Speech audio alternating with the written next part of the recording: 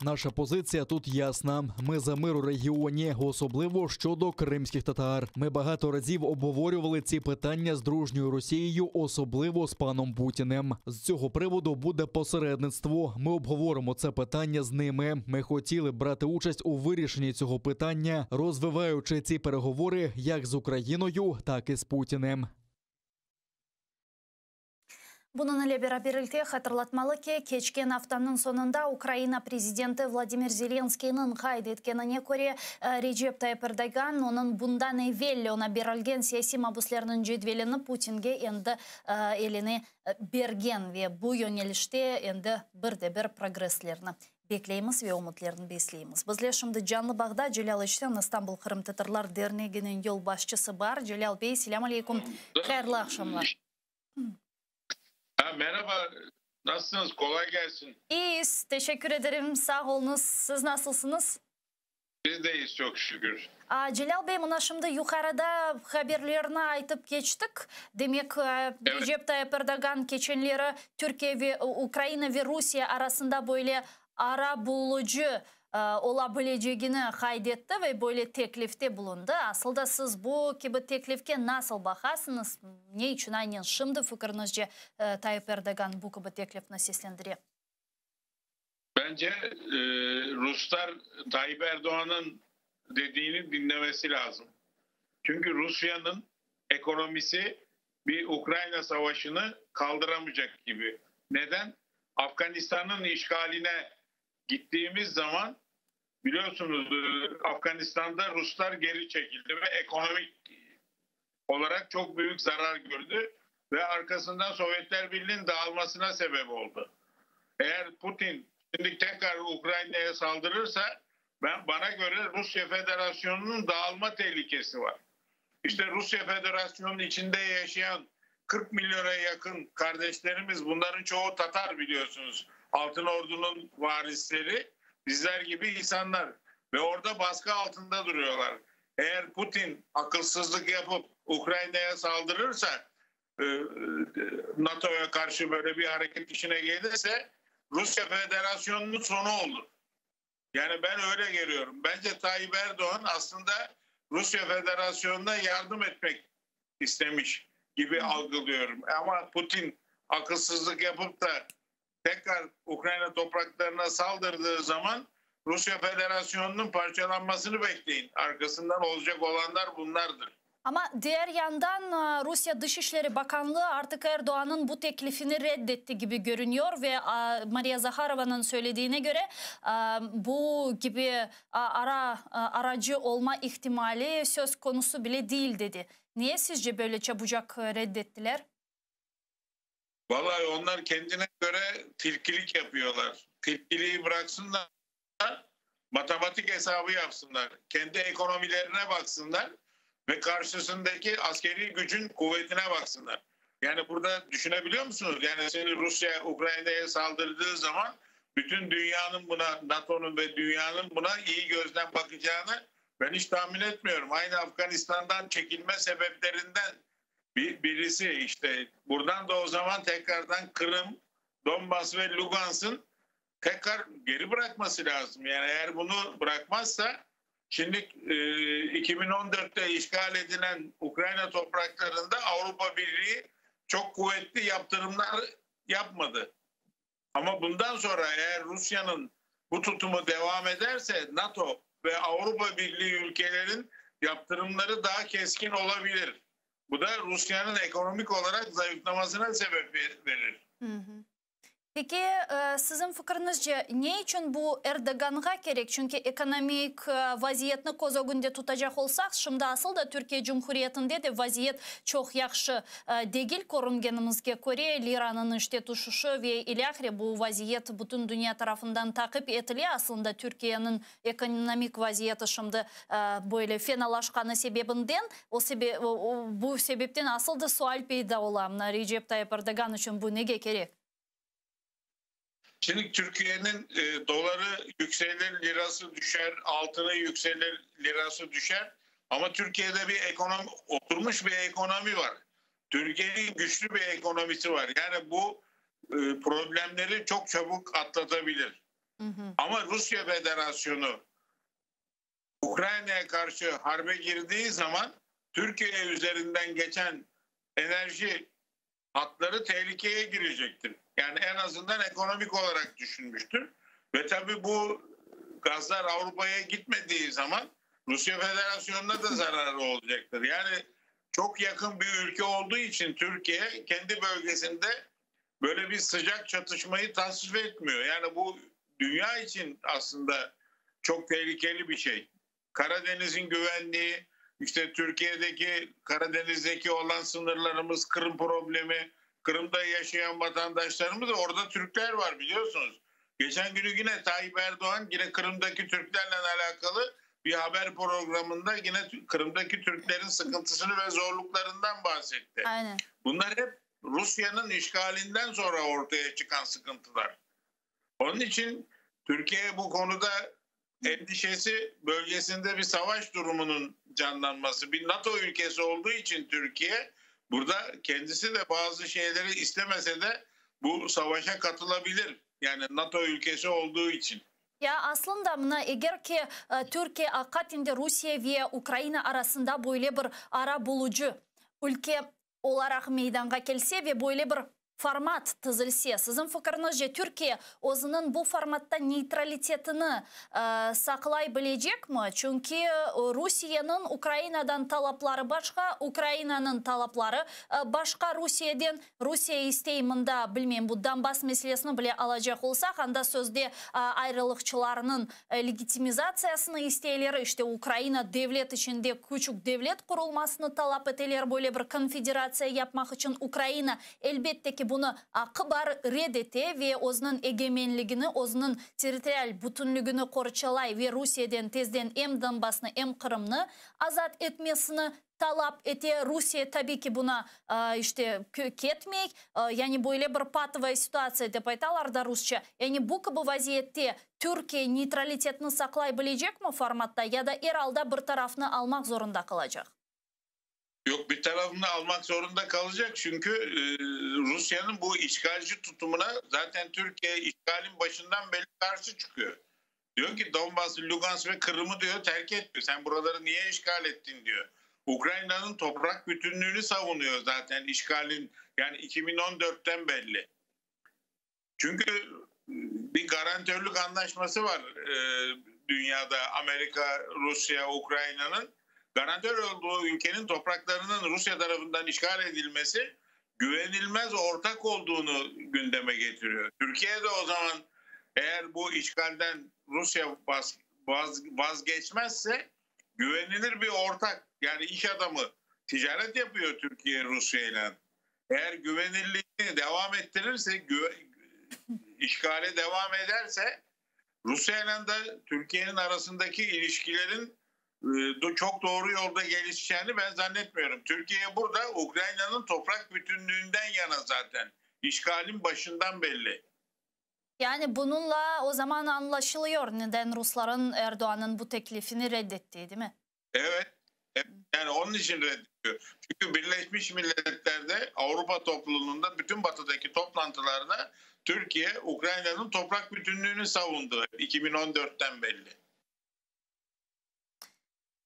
Bunun beraberlikte mına da bu meseleni devam ederekende Ukrayna prezidenti Vladimir Zelenskiy'nin aytkanına göre bundan evvel Recep Tayyip Erdoğan'a bergen siyasi mabüslerinin cedvelini Erdoğan endi Putin'ge bergen, yani onun masasında endi bar eken bu siyasi mabüslerinin cedveli azat etilmeleri için elbette ki biz buna en azından umut etemiz.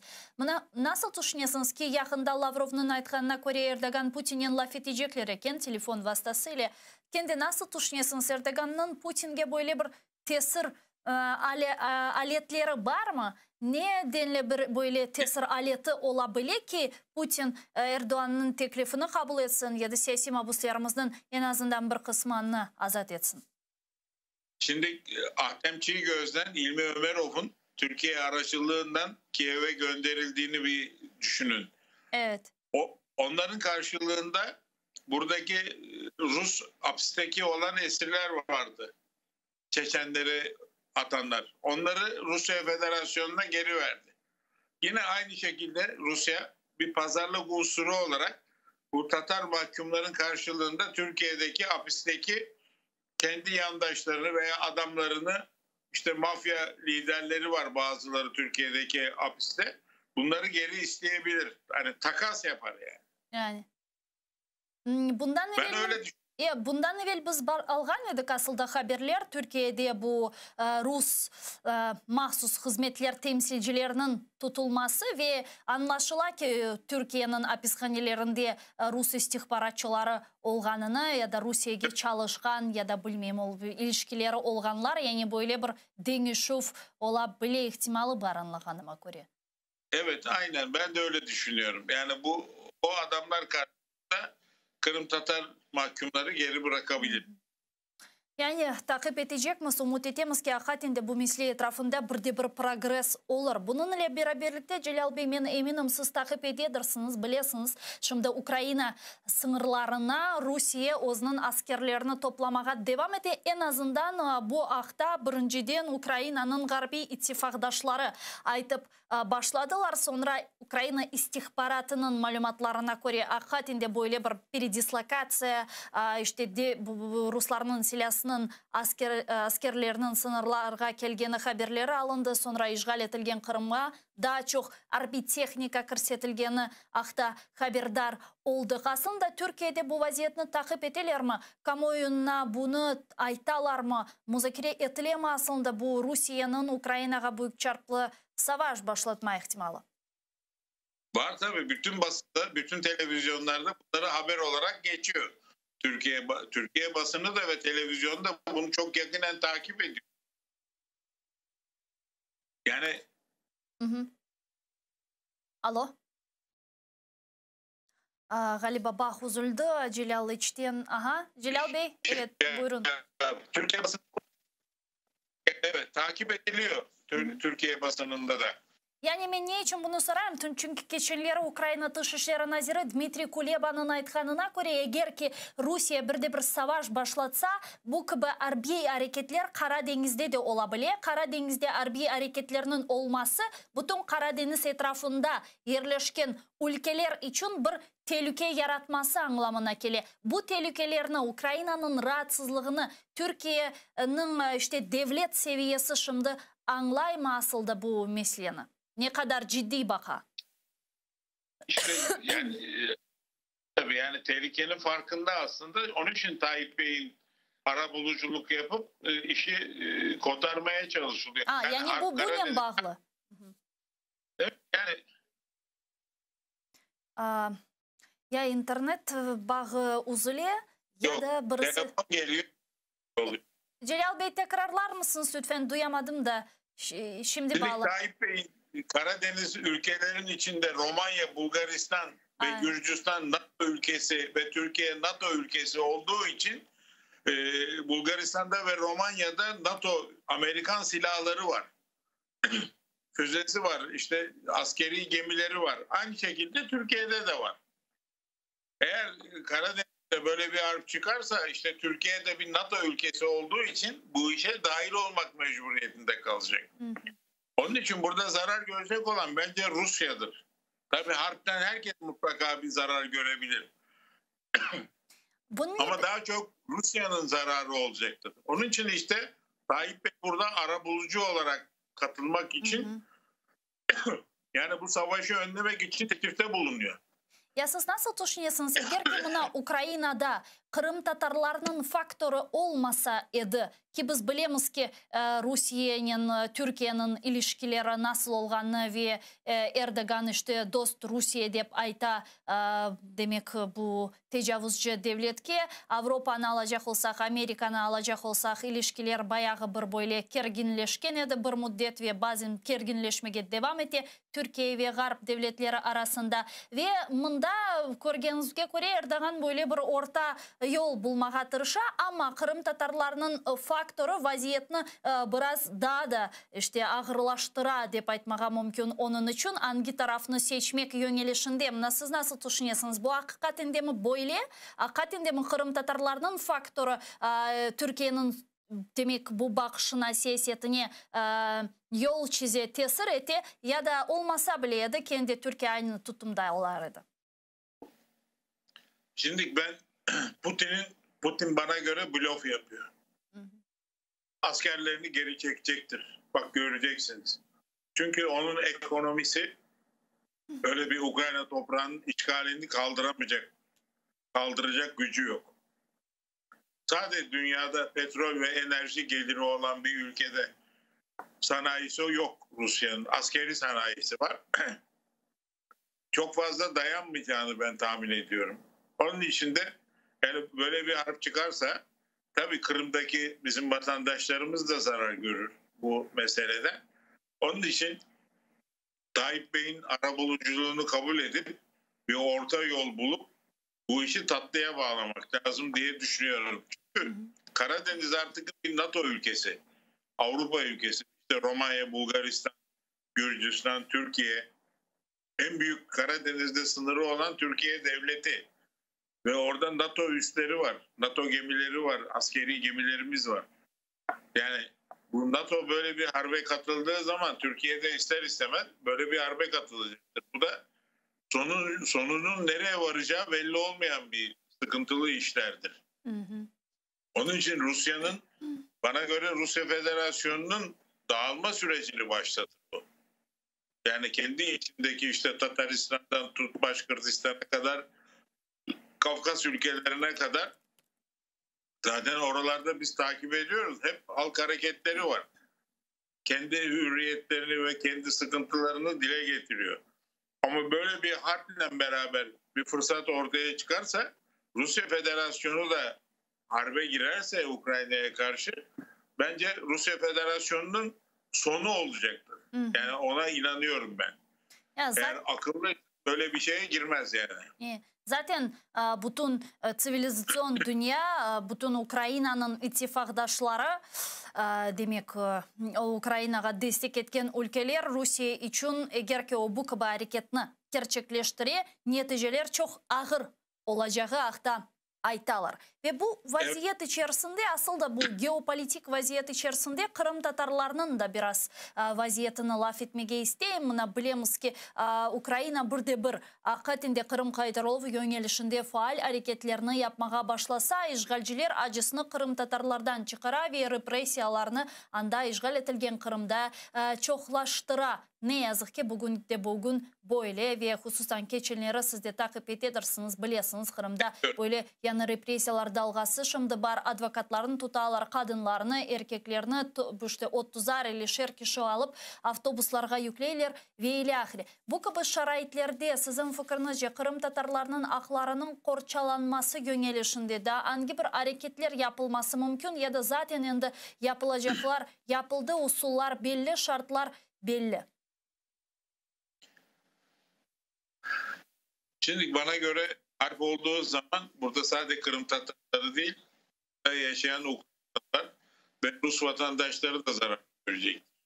Çünkü harbin kime zarar vereceğini kesinlikle kestirmek çok zor bir. Elbette tabii bizim vatandaşlarımıza karşı bir baskı unsuru olarak devam edecek. Hı hı. Ama ben böyle bir harbin çıkacağına hiç ihtimal vermiyorum. Çünkü Rusya Federasyonu'nun bana göre yine tekrar ediyorum sonu olabilir. Sonu olur ve Rusya Federasyonu parça parça küçük devletlere bölünür. Yani evet bizim halkımız tabii mutlaka Kırım'da şimdilik zaten baskı altında. Evet. O zaman bir harp çıktığı zaman bir askeri yönetim olacak. Bu sefer daha çok baskılar artacak. Belki yine bizim halkımız işte o harbin tesirinden farklı bir şekilde soykırımına bile gidebilir Rus ordusu. Yani yenilginin, mağlubiyetin kızgınlığında geri çekilirken Kırım Tatarlarına zarar verebilir. İşte onun için de dikkatli olmak lazım, halkı uyarmak lazım. Yani bölge mi değiştirecek, artık askerin önden mi çekilecek bilmiyorum. Yani Rus ordusu yenilginin arkasından geri çekilirken Kırım Tatarlarına zarar verebilir diye düşünüyorum. Yani burada katliamlar olabilir. Dünya bunu benim bildiğim kadar bütün dünya da bunu biliyor. Çünkü Kırım Tatarlarının baskı altında olduğunu Türkiye'deki yayın organlarında da bu devamlı dile getiriliyor. Çok sağ olunuz Celal Bey. Bizle bağlanıp suallerimizge cevap berip kıymetli fikirlerinin paylaşkanız için. Büyükten teşekkürler. Allah kolaylık getir.